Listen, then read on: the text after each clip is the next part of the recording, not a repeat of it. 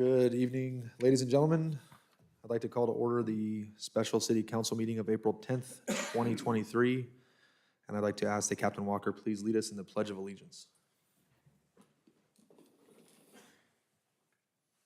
Join me in the Pledge of Allegiance. Ready, begin. I pledge allegiance to the flag of the United States of America and to the republic for which it stands, one nation, under God, indivisible, with liberty and justice for all.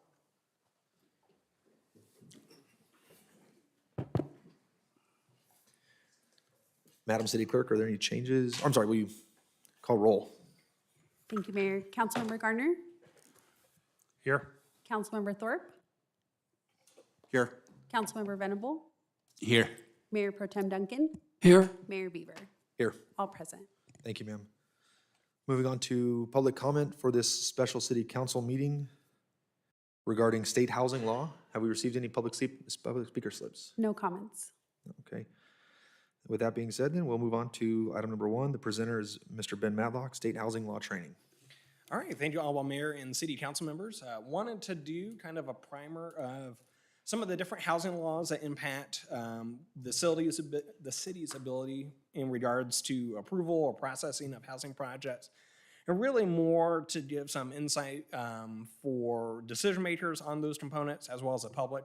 I know City Council members usually get asked questions from members of the public about different housing projects and really trying to help give that information. This is a follow-up of a study session I have done with the Planning Commission as well, since they are usually the acting body on most housing projects. But I've been trying to do a lot of just training opportunities for the Planning Commission and anyone else that's interested to help better understand the planning process and what my role is, what the city's role is, what the decision maker's role is, and how they all come together. And certainly state law has a lot to say about that as well. So kind of the first things first is why discuss housing, what is kind of the priority. And so really it comes down to is we all kind of need shelter. It's one of kind of the most fundamental elements. We need food, water, and shelter is a big component. So planning for housing remains kind of a key issue, is knowing where we're gonna live, providing housing for different stages of our life as it is needed, and making sure that we're able to accommodate and provide for our Yucaipians.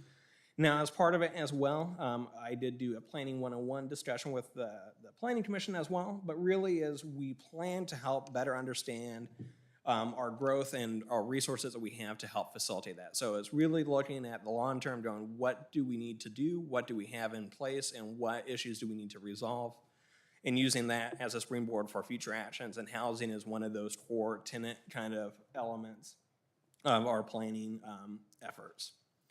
Now, housing itself has become kind of a growing issue. Just for kind of frame of reference, minimum wage worker in the county makes $15 an hour. The affordable rent for that worker is $728 a month. And however, the average kind of current rent in the county is $1,100. So there's certainly a big disparity between what the average renter, let's say, makes at minimum wage or even at higher wages versus what the current rents are. So an example is for a 1-bedroom apartment, the current wage that you would need is at least $24 an hour, or a 2-bedroom unit is $30 an hour. And so that really means that those that are living in housing or trying to achieve housing have a tougher time trying to afford that, or really stretching themselves thin. And then really part of the issues is that the housing production hasn't necessarily kept up with the demand. So as we have more people that need housing and less supply, that in turn drives up the demand and the overall price. And one of the kind of key outreach stuff that we received during our housing element update process was those that live here really can't afford to stay here, or in terms of, maybe their kids grew up here, they want to move back after finding a good job, but really don't have options there. And so that's part of the issue. And then certainly people leaving either the community to other cities that are more affordable, or even leaving the state. And we've certainly seen that transition happening on a statewide level as the housing prices just becoming one of those key issues for former Californians. Now, I do want to kind of go into just a very high level element, and also just kind of set some details about what's going on. So as much as we would like to blame kind of Sacramento for some of these different housing laws, the reality is that both Governor Newsom as well as former Republican candidates for the governor have all identified housing issues as a priority that they wanted to tackle, housing law updates, and really advocating for a streamlined process. And then other states also have their unique approach and limitations on local control as it regards to housing. So it isn't necessarily a Democrat or conservative Republican issue. Every place has their own different things, but the reality is that housing kind of on all those spectrums remains kind of a key issue. It has been identified. Certainly other components is that builder groups, housing advocates, and other parties are also interested on how do we get better housing opportunities. And so really I say that just to kind of give the takeaway that it's kind of the lay of the land. Housing is going to remain an issue. One person going, one respective seat isn't going to solve that particular component. And so we want to make sure that we're responding to that and making sure that we provide our approach to our housing policy. Now, I also want to note as well, I'm going to discuss kind of a high level of different housing laws and kind of what they mean at a high level for the city. So I'm not going to go into really detailed oriented stuff.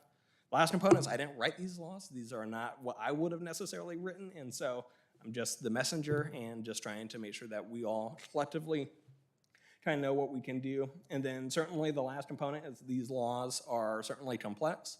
Some of them seem to be changing every year, and so when you think you have a good handle of what the law says on all the little details, it's going to be different the next year, and so it does make you a little bit of a guessing game, and really that comes down to staff at the city evaluating projects for those details, and then certainly leveraging our legal counsel for that. It isn't necessarily up to the council members to know every in and out of every single housing law, and you would not have nearly enough time to do that as well. So.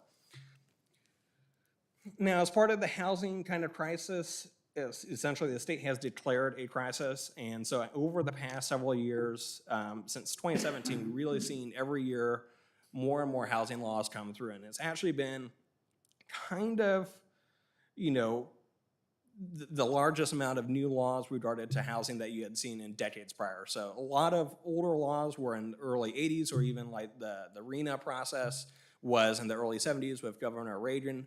But we really, since then, didn't have a lot of activity until about 2017. It's really started to ramp up on what cities need to do. And so it really has created kind of a new dynamic from what maybe older members of the public that had been used to the development opportunities, and kind of what the framework is today is quite a bit different.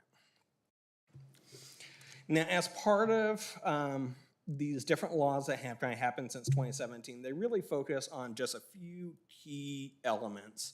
One is making housing easier to build, removing potential constraints from the city. So it's really looking at the city and going, okay, what processes do you have in place that make the decision-making effort for housing a lot harder than it needs to be? Increasing renter protections, and then really increasing enforcement. So one of the key things is there were a number of different laws that were on the book, but really no way to enforce them, or there was no teeth to that. And so that's been a big push, as well as, okay, we're going to enforce the laws that have been on the books and then add new laws as well, at least at the statewide level. And kind of a summary of it as well is it kind of reinforces the certainty of the planning process. So if your city codes say you're allowed to do X, Y, and Z, the state now is setting the framework that if you're not going to allow what you say is X, Y, and Z, then you'll be punished kind of for that. But really encouraging that if your laws say you're allowed to do something on a piece of property, that you're holding up that element to your approval process. Now, we do have general plan obligations.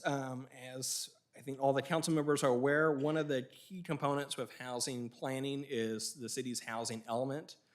We have essentially what's called the Regional Housing Needs Allocation, or the acronym RHNA, that sets kind of a statewide kind of goal of housing production for each community over a certain period of time. So we have an 8-year cycle from 2021 to 2029 with a goal of 2866 units covering a broad range of income ranges, including very kind of affordable units to above market kind of housing as well. What has really, I think, made the housing laws a lot more difficult is we do have a lot higher numbers, and so we're trying to catch a much higher threshold than we used to in cycles in the past. And so that certainly adds a whole separate dynamic to the complexity of state laws and what we have to try to achieve as well with the RENA process. Now I'm going to go through kind of a series of laws, and certainly happy to help answer questions along the way. One of the key laws that's been on the books since 1982 is the Housing Accountability Act. This process itself was always intended to kind of restrict the local jurisdiction from denying projects that were kind of consistent with their general plan and development code. And then there's also provision, I'll summarize a little bit more later on, is the builder's remedy was also part of kind of this Housing Accountability Act. But certainly with the changes of state law and the approach has come back in a much more aggressive form, or being implemented in a way that hadn't been done before. And then really since 2017, we've had a number of new laws on the books that have kind of strengthened what the Housing Accountability Act, including SB 167 and AB 78. Those are both very similar laws that increases the standard needed to deny a housing project and can include a fine of $10,000 per unit of home that is not allowed if it's consistent with the city's objective design standards. It does also create with AB 1515, it's kind of a reasonable person kind of standard. So it isn't necessarily saying that the city thinks it doesn't meet these code requirements, and so we're going to take the city's word for it. Really is much more on if a reasonable person says it meets the code requirements, then that's the perspective the state will take rather than the deference to a local jurisdiction. So it's kind of a unique element, at least in all kind of planning laws, is to really take that reasonable person standard instead of what the agency says is the consistency finding. And then really,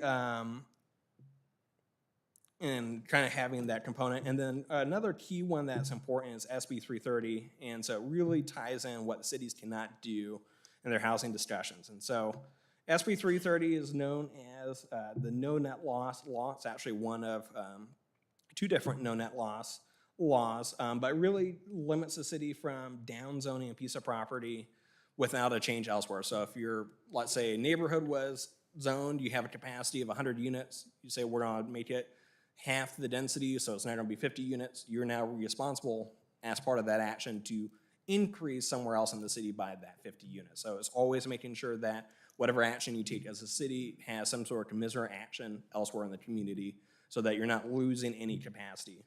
Also prohibits limitations on housing production, so moratoriums, limitations, caps on housing permits, and population limits. And also establishes kind of any low-income units that are demolished, they have a first right of refusal for relocation or for affordable housing in the community as part of that project activity. So some of this, certainly surrounding cities have had moratoriums or like Measure U in the city of Redlands, all those became void with SB 330. And then as part of the Housing Accountability Act also has a second component is streamlining and improving the process. So as part of a decision, if a project's consistent with the city's objective design standards, you can't have more than 5 different hearings on that project. So it can't go continue discussion at the Planning Commission level, design review board, and go through these series of meetings to kind of stall or delay a project. And then also establishes some timelines that once the environmental review is complete, then you really need to make sure that you're taking the decision on the project itself shortly thereafter. And then certainly the certainty of the process, the unit count itself is based on the density as established by the general plan.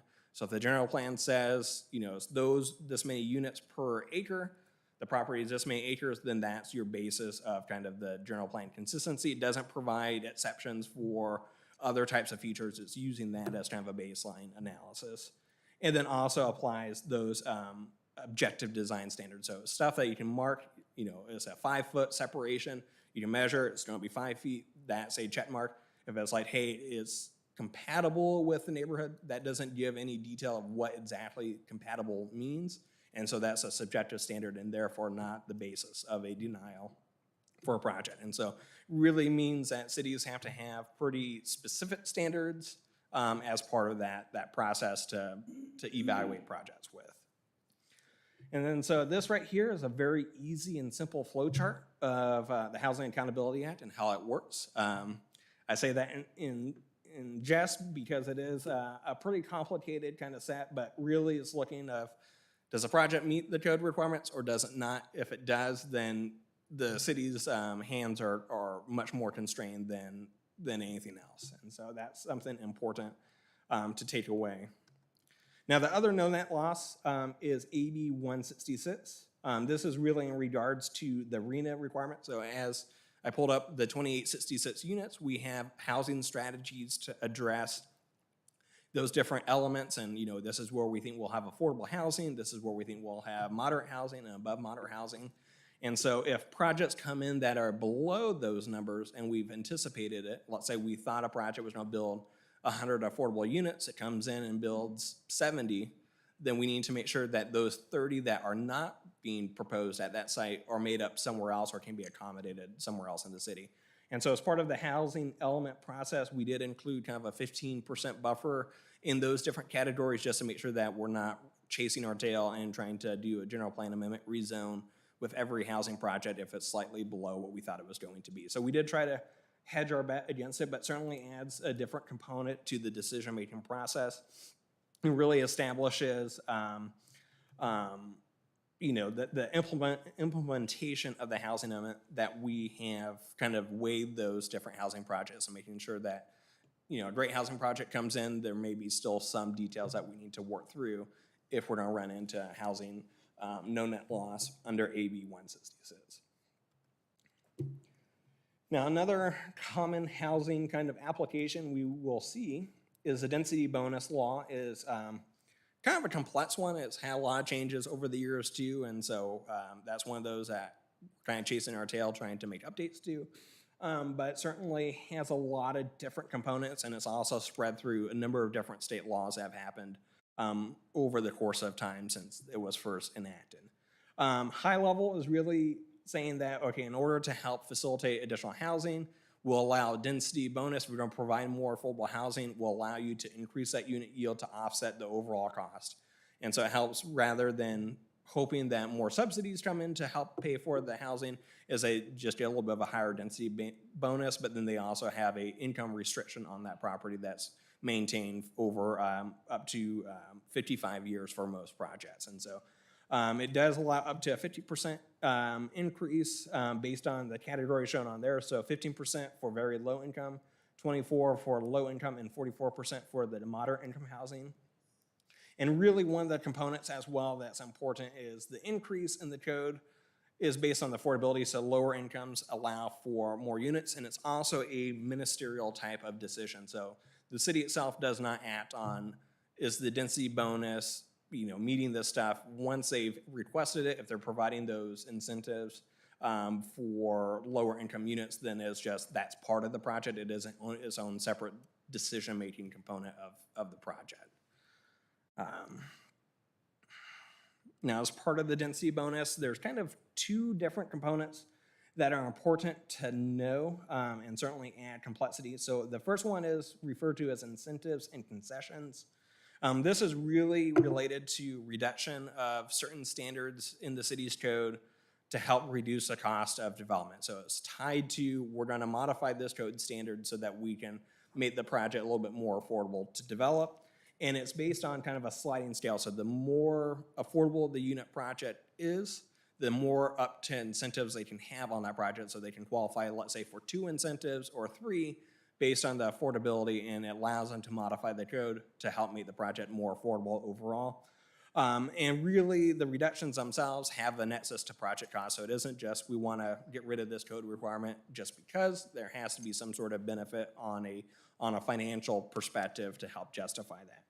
Now, the other one is referred to as waivers, and this one is a little bit more open-ended, which does make it a little bit more difficult, especially on kind of the public's review of projects, but it allows the reduction of any standard if it's tied to reducing density. So if, let's say, they qualify for a density bonus, they can build so many units.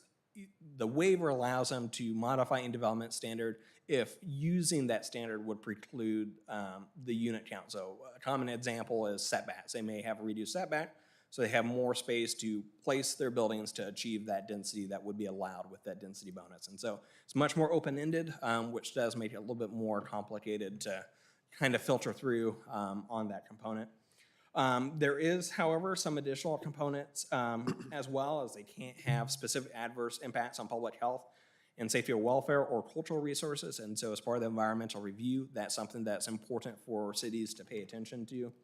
And then as part of density bonuses, there's also modified parking standards that do come into play, which are also further reduced near transit. And so cities don't have control over those standards. It's whatever the state law says. Based on those components, they either meet those parking requirements or they don't.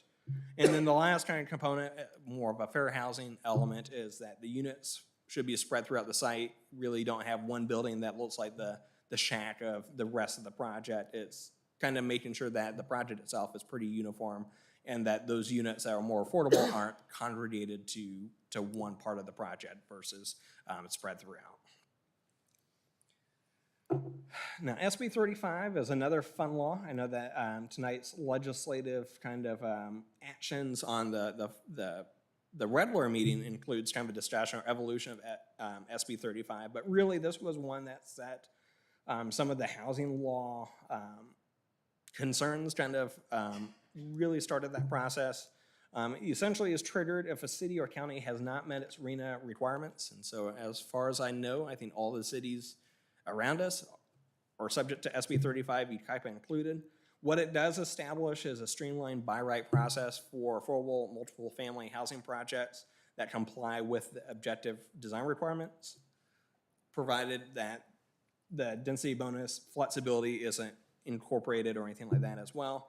And then key requirements is it does require prevailing wage construction and cannot demolish existing affordable units. So the fun ones. So the next kind of law that's kind of important, at least something that we've seen a lot and is part of one of our housing element strategies, is related to accessory dwelling units. These are kind of small rentable units on a property. Pretty much any zone that's zoned or allows for residential uses allows for ADUs to be constructed through a ministerial process. It does include reduced fees for that. And then essentially a key component is cities must allow an 800 square foot ADU 4 feet from a side and rear property line as kind of a basis. So there may be some limitations on larger ADUs, but no matter what, we have to be able to facilitate that 800 square foot ADU. Now, I do say that this is part of our strategy in the housing element. It is kind of a small incremental way of affordable housing. So rather than a big apartment project of affordable housing units, it's kind of just dotted through neighborhoods. We've had pretty good success with ADUs in the city. We've done surveys as part of the housing element and just kind of post-construction with homeowners that have built ADUs, and they've all kind of said that they love them. They rent out the back unit, pays for their mortgage, and so it's been a pretty successful tool, at least in the city's experience, with those homeowners that have chosen to take advantage of it, but certainly a component that is slowly occurring through the community. Now, another law that has certainly generated a lot more contention recently is SB 9, or referred to as kind of the urban lot splits. This is within a city, the boundaries of which include some portion of either urbanized area or urban cluster as designated by the Census Bureau. So I know that there's been some public comment or information out in the community that have incorrectly stated that it's only for areas that are within urban clusters and not essentially excluding portions of the city. The city itself is within urban clusters, so SB 9 does apply to all the properties in the city of Yucaipa. So it isn't something that we can segment out on different spots. It is kind of as the city applies to us. The component that has been quoted really referred to unincorporated communities, and so a place like Bloomington, where it's unincorporated, they're urbanized clusters, so SB 9 applies to those properties, whereas let's say Running Springs, that's also unincorporated, is not an urban cluster, so SB 9 would not apply in that community. So it's really, that detail is important. Now, urban splits does allow, or SB 9 allows for either a split of the property where it's relatively the same size as the other lot that's being split, as well as allow for second units on those properties. It does require, this is a provision that's allowed to be used by homeowners, so it does require a 3-year occupancy intent with an affidavit signed for that urban lot split. And it does also include limitations to existing residents. And so a key component is that a developer that's doing a subdivision couldn't apply SB 9 to all their lots. That's not something that they have the ability to do. It would be the homeowners that buy those lots later on decides, hey, I want to do an SB 9 split. That would be how that process would occur. No developer can come in and just automatically propose a subdivision with an SB 9 split component as part of that project. Now, another law that's kind of come about, or two that are important, at least to know about, is AB 211 and SB 6. These both allow for kind of a mixed use or multifamily development in commercial zones. There are some processes. So AB 211 does allow ministerial approval with prevailing wage requirements, and it does have to provide affordable housing. SB 6 allows discretionary approval and does not require affordable housing units, but does require prevailing wage and skilled trained workforce requirements. Now, one thing that is important to note, the city, as part of our no net loss for the RENA, actually includes a commercial corridor overlay district between 14th and 2nd Street to allow for mixed-use development. And so our processes will be much more streamlined than these kind of state law requirements, so that way it's a little bit better facilitated, and then also provides a little bit more specific standards that's appropriate to the city. And so making sure that we're kind of hedging our approach on what should be done, and then not tying up some of the bureaucratic issues that are associated with these particular laws and how they impact commercial stuff. But certainly these both allow for those developments as well, but we're trying to make people do it the Yucaipa way versus how state law is written. And then a few more housing element laws. So this is AB 1397. This is really about the housing element process. And this was something that really constrained how the housing element process worked. So I talked about the RENA, the numbers were really high. So you had this really high threshold that you had to plan for. And then AB 1397 really set a high threshold of what sites will qualify. So what the state had observed in the past was cities would just kind of pick random properties that had no chance of ever being developed and saying, this is where we'll provide our affordable housing, someday it will happen. This really put the teeth that if it hasn't been developed in past cycles, you need to explain why you think it will this time. And there's also additional site design requirements. So there's a lot more analysis to justify what your housing element strategies are. And so luckily we did meet those requirements as part of the housing element, since we did get certified by the state. But it's something to keep in mind both in terms of, you know, future cycles. So if sites don't get developed, that's something that we'll always have to worry about. But then also if we do run into a no net loss issue where then we have to rezone a new site, is then we trigger the AB 1397 again. And so providing that, making sure that our strategy for the housing element is always tied to a site that does have a realistic chance of development. And then another component with state law that's, I think, important as well as fair housing requirements. So as everyone is aware, can't really discriminate against protected classes of people. And so that goes in terms of just general protections, but more importantly in housing, you're making sure that you're not creating housing issues that weigh against certain protected classes versus another. And so really what happens is if there is kind of a denial with it under a zoning law, the state could essentially revoke that the city's denial and overturn it. And also restricts the cities from discriminating against those uses.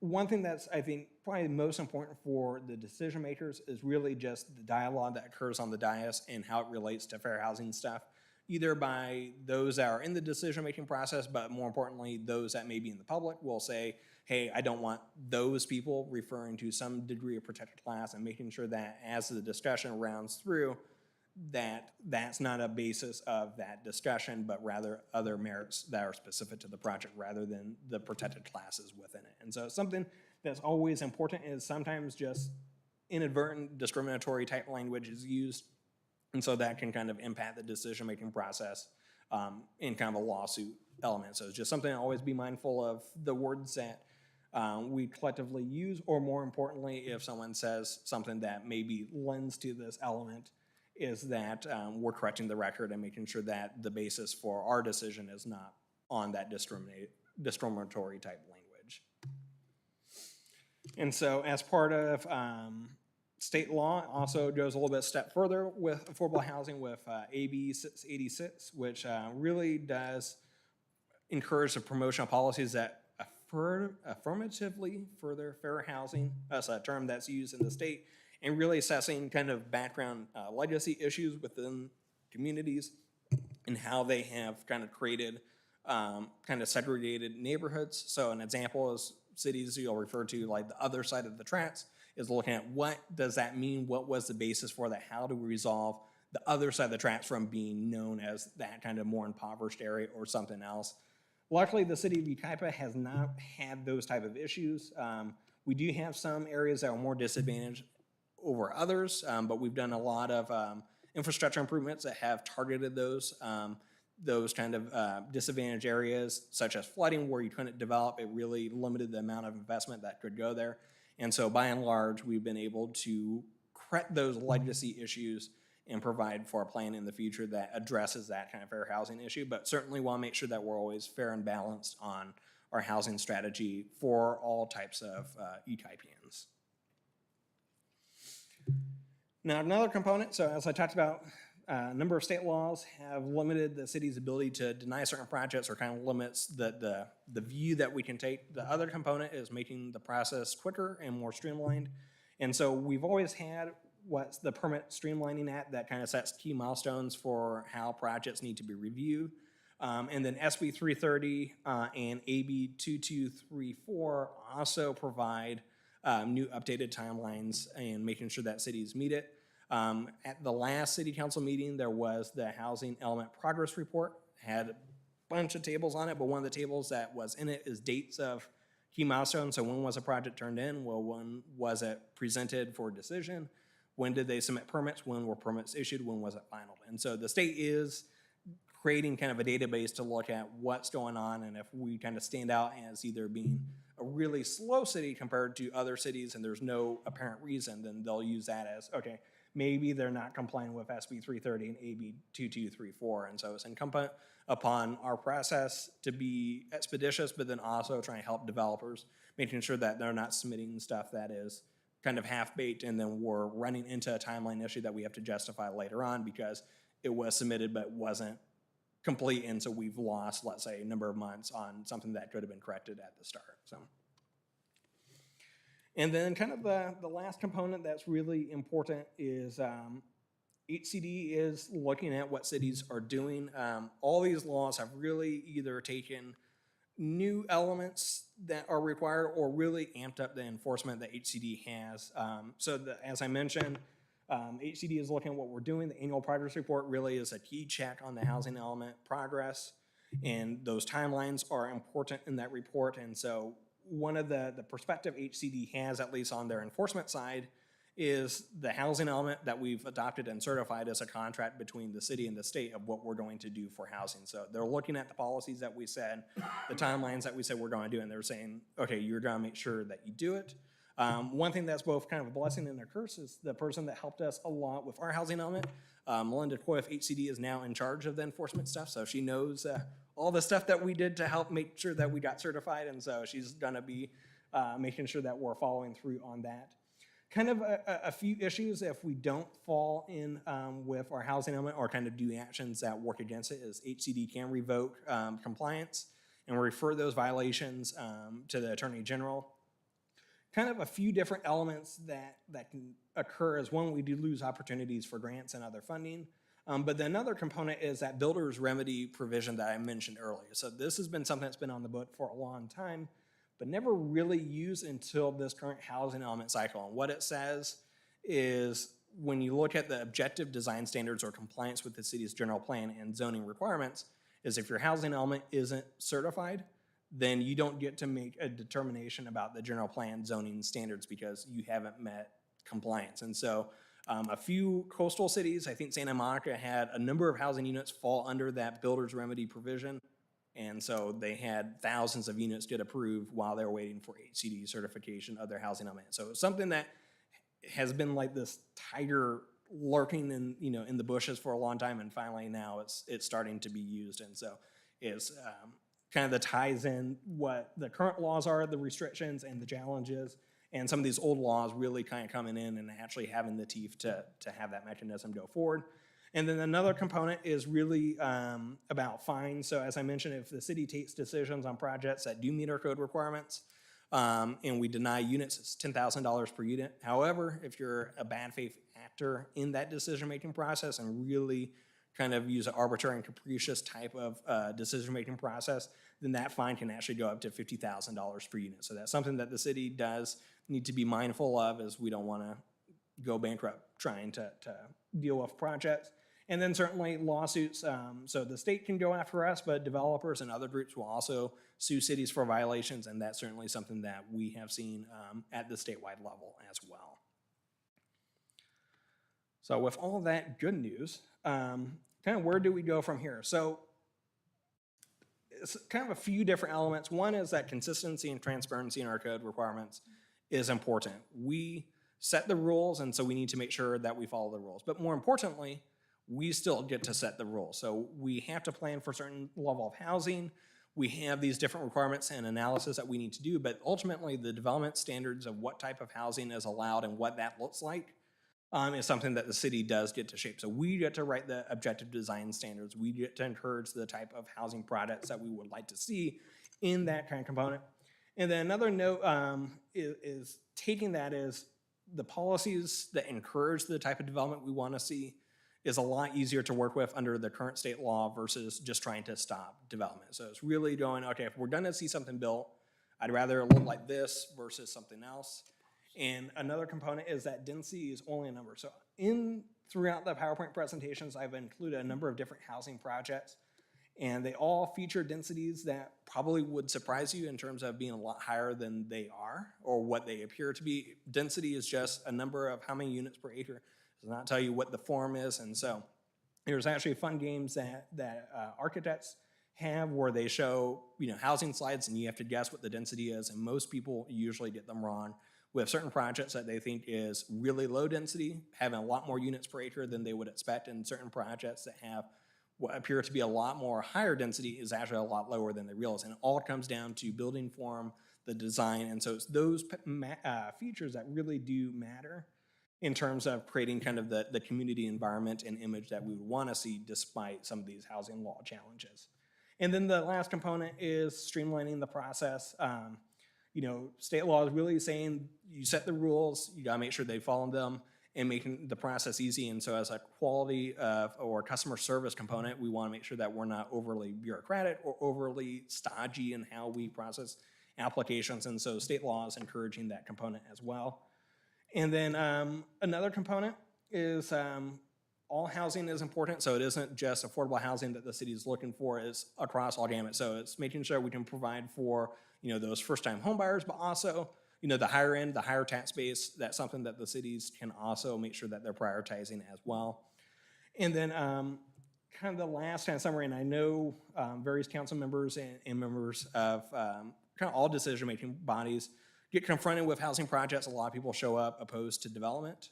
But as I'm sure a number of you guys are aware, we also get a number of calls for people saying, hey, I don't have housing options, or I'm about to get priced out of the place I'm living in. So for every person that shows up necessarily for opposing a new project, we do have members of the community who say, I can't afford the project. And so it's that balance. They don't show up to the meetings in support of any housing projects, but it's something that we do run into. I've had a number of calls over my tenure with the city of Yucaipa with people saying, hey, I don't have a house for this, or I'd like to be able to do this with my property. And so we do get those calls as well, but they're not the ones that show up necessarily to public hearings for housing projects. And that kind of is a lot of state law all in a very short amount of time. Hope that I'm happy to answer any questions. We do have our legal counsel that can go into the nuts and bolts, but certainly it's a complex world of housing that our department has to deal with. Thank you, Mr. Matlock. Good presentation. Any questions of staff? I do. If we have enough units planned on our general plan, do we have to build them in the next 7 years? In other words, on the general plan, right now with the freeway corridor specific plan, the last model I saw had a lot of apartments out there. If we have on our general plan those units planned, are we going to be penalized if we don't build them?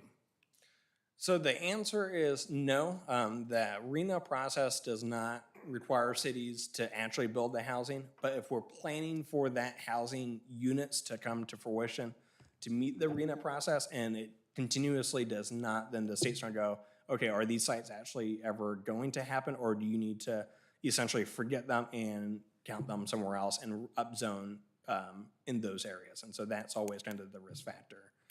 Mayor, could I add something to that? What's that? Certainly.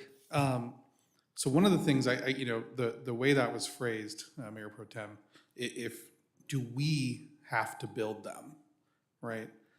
The city doesn't build housing, right? The city creates development standards, has the general plan, does the housing element, and creates the framework by which the private sector engages in the building of housing. And so what Ben was just talking about was, we set the framework. If the private sector doesn't come through and build housing in the places we said they'd build it, at the densities we said that they would build it, then the state may come back at the end of our housing cycle and say, why didn't the private sector build the housing that you said they would? Sometimes it's because, we missed the cycle. The development hasn't gotten out here yet. Sometimes it's because certain jurisdictions didn't want high density housing. So they, zoned a, hill with a bunch of rocks on a steep grade and said, this is where our affordable housing is gonna go. And then were shocked when it never got built because it was simply financially infeasible. And they would have to explain to HCD why that's the case. So I wanna make sure that we're being pretty clear about what our obligations are as a city. Our obligation is to create the framework by which it's likely that these housing developments could be built. It's not our obligation to make sure that they actually get done. Would that constitute the paper sites of AB 1397? The example I just gave you of the infeasible hill or the marsh or some other undesirable piece of property, I think that would be fair to call that a paper site. And some jurisdictions do that. Some jurisdictions are very blessed. They have flat green fields that they can just say, here's 200 acres of easy to develop property. In some cities, their easy to develop areas are mostly built out. The areas that are left to build, you're talking about fault lines, you're talking about unique topography. And so the cities are gonna have to have some flexibility to figure out how can we, get the housing in those areas now that all the easy areas have already been built out. So the freeway corridor area is owned by two families, the Palmers and the Robinsons. And part of that area we have designated as our apartments in that area. But in the case of the Robinsons, they don't want to build on that property. So we designate that as a high-density area, and yet the owner does not want to build on that property. Are we going to be penalized for that? So I'll take the first crack and then maybe Ben can jump in with his thoughts. And I thought that's why I wanted to be very clear at the beginning of my comments just now, where I say the city does not build housing. The city creates a framework by which the private sector is capable of building housing. Property rights still matter, right? If someone owns land and they don't want to build it, that's their right as that property owner. And we can explain to HCD that we made every accommodation available, and the people who own that property simply don't want to develop high density multifamily housing. That's their right. Unless the state is going to get to the point where they're going to force us to start eminent domaining land to build housing, and they haven't gone that far yet, I don't think that would be something we'd have too much trouble explaining to HCD. We made everything possible, but Ben may have additional thoughts on that. Yeah, and so those particular sites were a spot of concern with HCD when we went through our current housing element. As some of the council members recall, a lot of the strategy for our housing element was an evolution of what we had already wanted to see happen, really making that process a bit more streamlined, but not reinventing the wheel of the sites that we want to prioritize. And so the freeway corridor being an example of an area that the city has high hopes for in terms of development, what can facilitate through there, certainly is a component that's been in the city for a long time. And so we did work to retain the more feasible sites. So as part of the AB 1397, we did prioritize some of the housing sites. So the whole freeway corridor was not included with this current cycle just because they were later phases that required other infrastructure to be built. But really it was areas that were close to water and sewer, that utility lines are there, that if a developer wanted to build there, it would be relatively easy to do. And then the later phases would probably be with a future housing element site. We did, in terms of the discussion with that individual property owner, we did survey with them as well.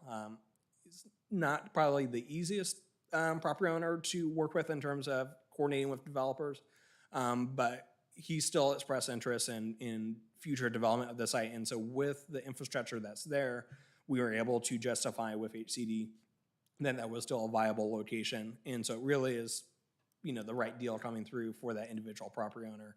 But maintaining that site rather than keeping his land use rights that are there and then trying to make up additional units when a lot of these impediments under AB 1397 didn't apply to those particular units.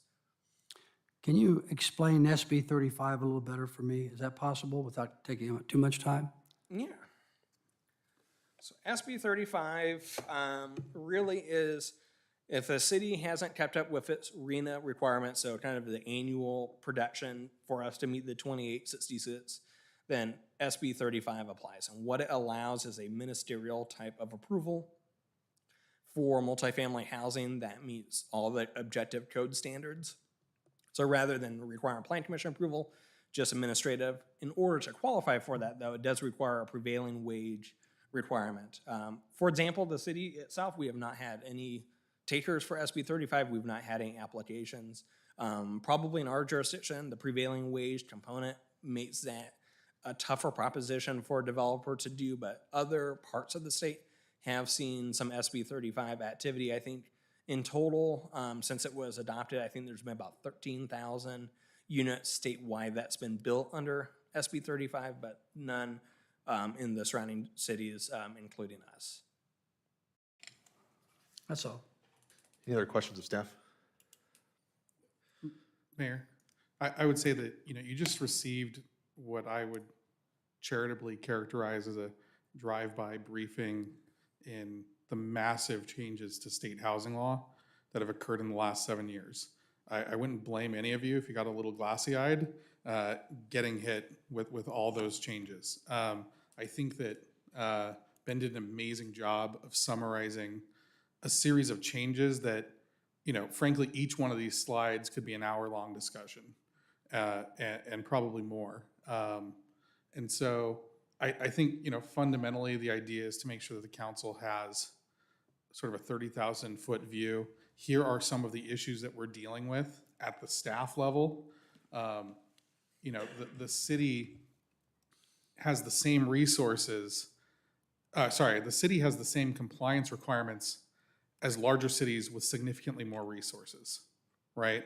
So, we have to update our density bonus ordinance, right? But you have significantly less planning staff than the larger cities in our county who can throw a lot of staff time to things like that. Other cities that, pay consultants to rewrite these laws as they come up. So what I would say is, try to give yourself and the city a little bit of grace. Like your city's rolling with the punches on these things. It's really difficult.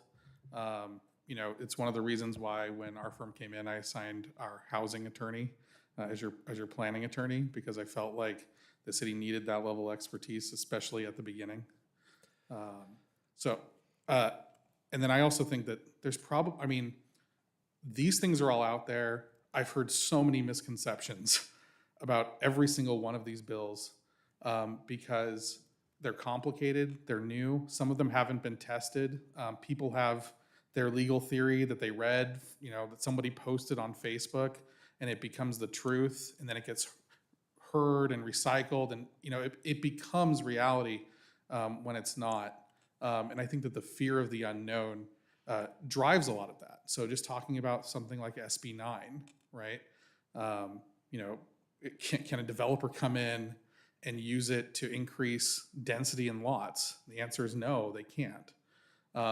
But when you're talking about something like the density bonus law, our density bonus ordinance allows for a 100% density bonus for a senior housing development. So if our general plan says you can have one dwelling unit per acre, and you have a 10-acre site, that's 10 dwelling units on that. Well, if you come in for a density bonus agreement, right, you can go from 10 units on that 10-acre site, and now you get 20, right? And you'd be like, okay, but each lot has to be 1 acre, right? Because that's what the zoning code says.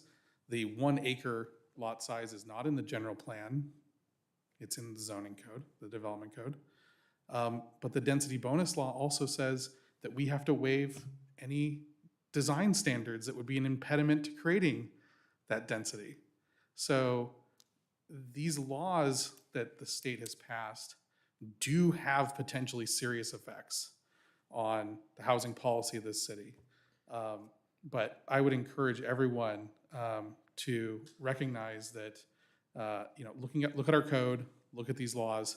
There are challenges that we have to face. There are tools that a developer wants to bring in housing can utilize, but not every single law is a boogeyman, I guess is what I would say. So instead of rolling with the punches, how do we punch back? So there are certainly some communities, Huntington Beach. Successfully punch back. Well, they're going for round 2 right now. They were not successful on their first round. So they're going for round 2 right now. The state, walks softly and carries a gigantic stick when it comes to the ability to regulate local housing and local zoning laws. The city is a creature of state law, right? That being said, our local land use authority is enshrined in the California Constitution.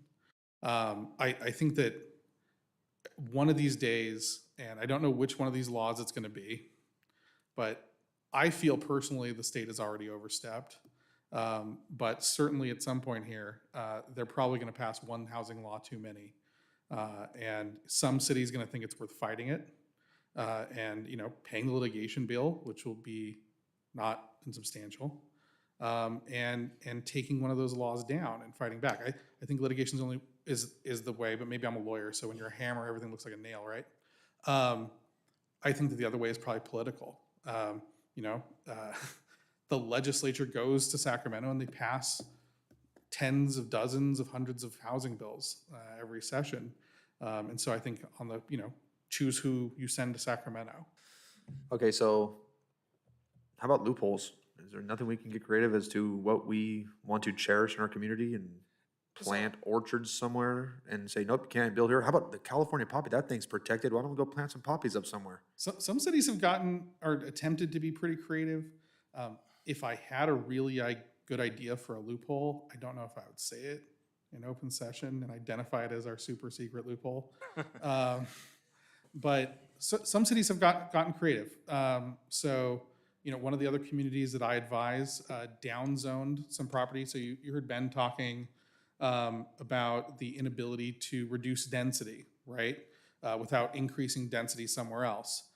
We had another one of our agencies that wanted to do that. They had an area kind of on the fringe of the community. They had a property that was inexplicably zoned multifamily high density, and they wanted to drop it down to single family.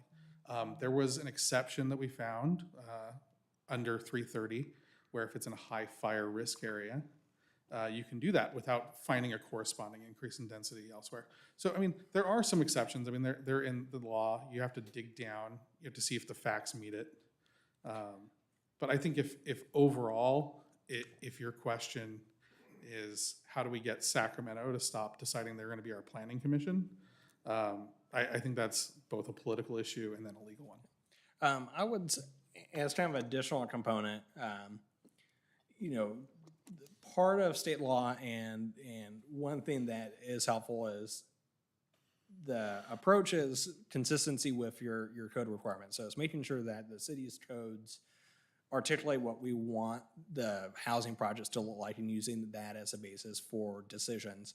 The framework of our particular development code is a remnant from the county of San Bernardino when we were unincorporated. So there's provisions in our code that are, 4 decades old or if not more, and certainly not tailored to address the challenges that we have under state law today. And so really it's saying, what is the threshold, making sure that if you meet all the city's hoops and then it's approved, but there's no like going back of, yeah, they did it, they redesigned the project, but we're still gonna deny it anyways. It's setting those kind of provisions. And so we've been pretty innovative on that stuff. So we did do the citywide design guidelines in 2018. We included objective design standards for multifamily development. We were one of the first jurisdictions that kind of had that forethought to implement that stuff.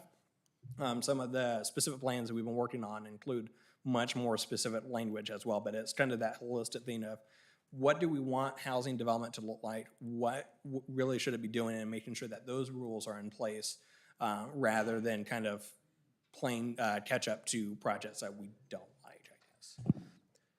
So my request of staff is, please, this council has already joined several coalitions over local control and done what we can to, without expending money, joining letters to other cities to help them fight the fight against the Sacramento boogeyman.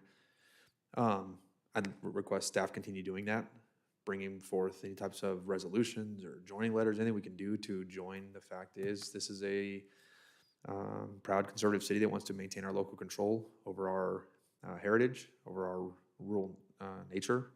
And the fact of the matter is, the people in this room and the people in the city know what's best for Yucaipa, not somebody who can't even pronounce Yucaipa. Let's be real, people in Sacramento can't pronounce this city.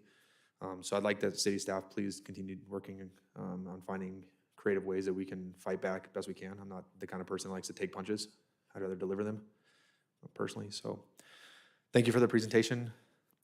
There's no vote on this one, so we'll move on to item number 2, presented by Mr. Stephen Graham, new rules of procedures training. Thank you, Mayor. I wanted to start this off. That's a little surprise for later.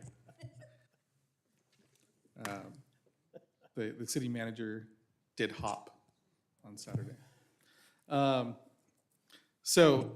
In starting off on the training, the first thing I wanted to say is, nothing that we've included in the draft language is somehow novel. There were some rules that I think, first time being applied, I think may come as a surprise to members of the council. They certainly came as a surprise to some members of the Planning Commission who got a copy of the rules, I think, 5 minutes before the meeting started. But these requirements, and in particular, I'm thinking of one, which was disclosure of ex parte contacts. That has been a requirement of state law in the state of California for going on 70 years. We put it in the rules only so that we don't forget to follow it. We didn't put it in there because if I took it out, it would no longer be applicable. So I wanted to sort of get that off my chest at the very beginning, Mayor. I'm planning on focusing on the quasi-judicial rules for public hearings because I think that's where you're going to see the most questioning about the process. That being said, having specific rules for public hearings is critically important. The city council sits almost like a judge when you get a land use entitlement application in front of you. You have an applicant who, we talked about property rights earlier, right? Who owns property or has the right to purchase property. They want to use that property in a way that's consistent with the city's established rules. But the city has also said that we have to make certain findings before we grant a particular entitlement.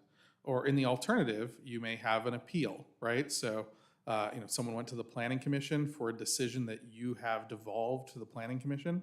And for whatever reason, either it was granted or it was rejected, and someone doesn't like that resolution, so they brought it to the city council. So you're almost like an appeals court at that point, right? So you have to be fair, you have to be impartial, and it has to be clear what information you're basing your decision on.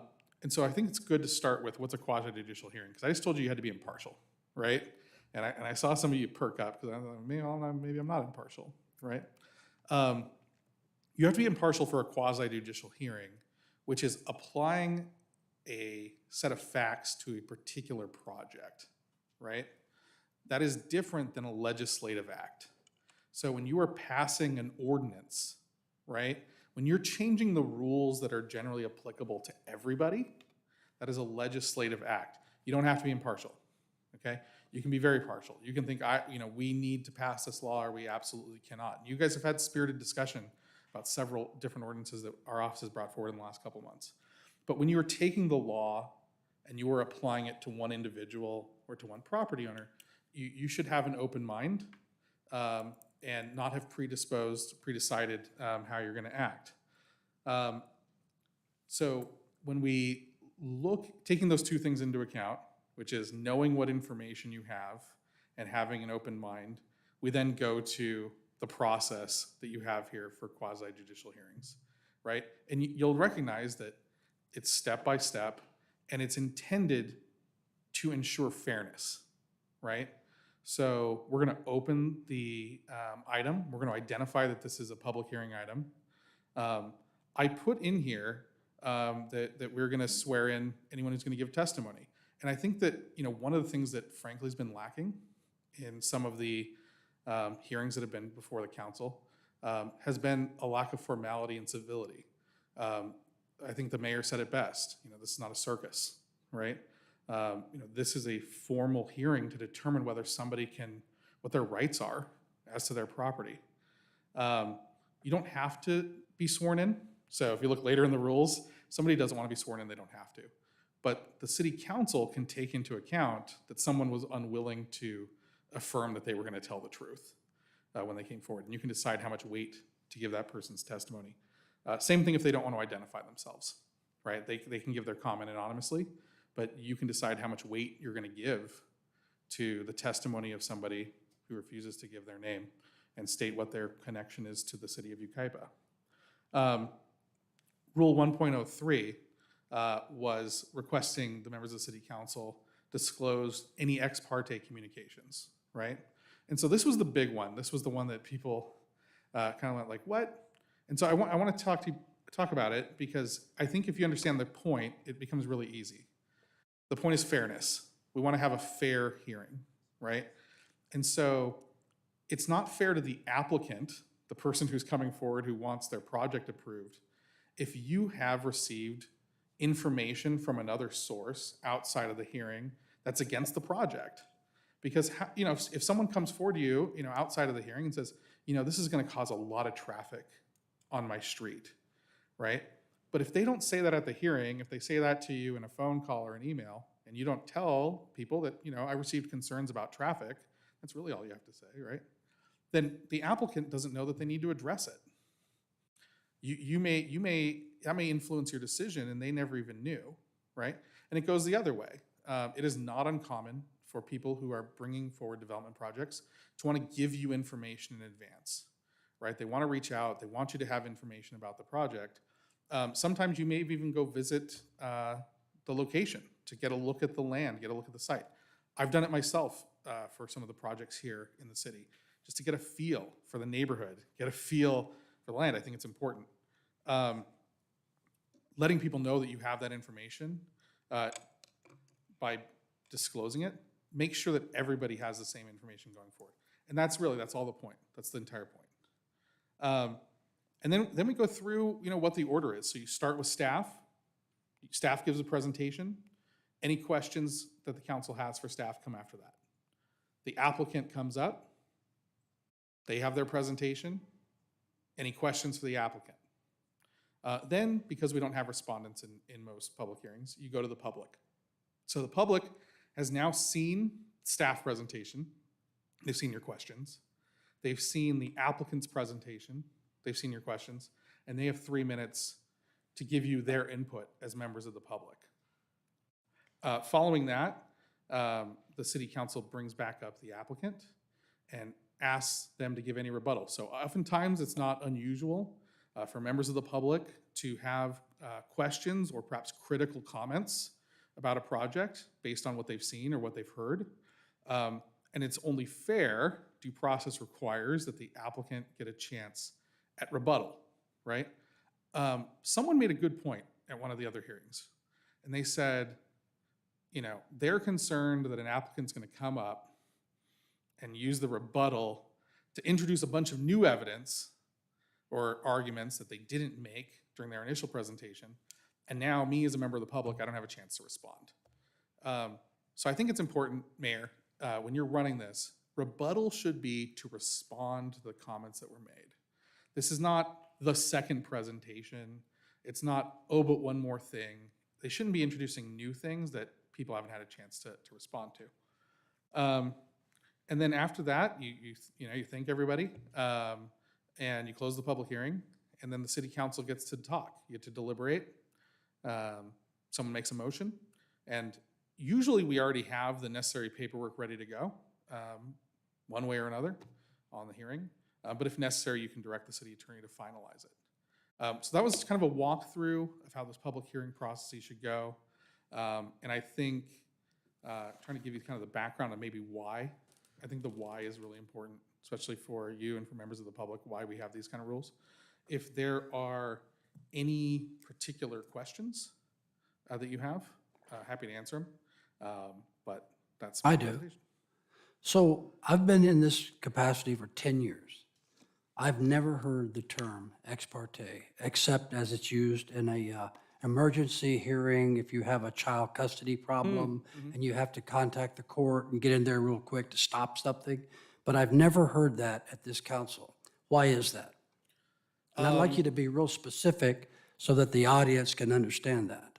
Sure. So without the benefit of having been here until January of 2023, I can't speak to why this type of discussion about public hearings has not been had with the council, has not been had with you personally. But I noticed that it wasn't something that was being done, and I think it was a defect in the city's process. We want to have fair hearings. We want the hearings to be whatever way the council decides on an application. Approve it, deny it. My job as city attorney is to make sure your decision is defensible in a court of law. That's what I'm here for, right? I'm not here to tell you the wisest decision. That's this guy's job, right? I'm here to tell you, here's what you have to do so that whatever decision you make is legally defensible. I think I know what you're getting at, Mayor Pro Tem. I would just say that I'm here now, and I'm going to give you the best legal advice I can. And this is a requirement of public hearings. So this has been a requirement for a public hearing for how long? The first cases I found that were California specific that talk about disclosure of ex parte as a way to ensure due process rights were from the 50s. So it's not new law. This isn't one of the things that's in Ben's PowerPoint that came up, in 2019. This has been the law in the state of California for decades. Thank you, sir. Any further questions of staff? Yeah, I got a question. So what happens when the public gets sworn in and they accept to get sworn in and they lie? Do they get prosecuted? Do they get a ticket? How's that work? Sure. So in theory, our rules and regulations are enforceable in a court of law. As a general rule, most cities would not choose to use that remedy because they're concerned about the First Amendment implications of it. I think that, one of the things I've seen, right? So, we had a little bit of back and forth with some of the members of the public recently. I felt obligated to point out some factual inaccuracies that people were saying. But you notice I didn't go after somebody's opinion, right? There's a distinction between an opinion and a clear factual statement that's also clearly incorrect. I think it's harder than you think a lot of the time to say that, that thing you just said is a lie. But, in theory, our code does allow for enforcement through the judicial process if necessary. So I believe the answer is in order for us to enforce that and find somebody to be intentionally lying and deceiving this council, it would take a team of investigators to investigate the allegations that somebody was intentionally lying. We'd have to investigate. I mean, essentially, it's perjury. Yeah. Is how you look at it. So- You are under oath giving false testimony in an official proceeding. Is that something that if we investigated and referred to the DA's office, the DA would file on? I guess it depends on the exact circumstances. Any other questions? No. Good hearing, or I'm sorry, good presentation on hearings. That concludes the special city council meeting of April 10th, 2023. And we have about 19 minutes before our regular city council successor agency and housing authority meeting. So we will adjourn the special city council meeting. Thank you.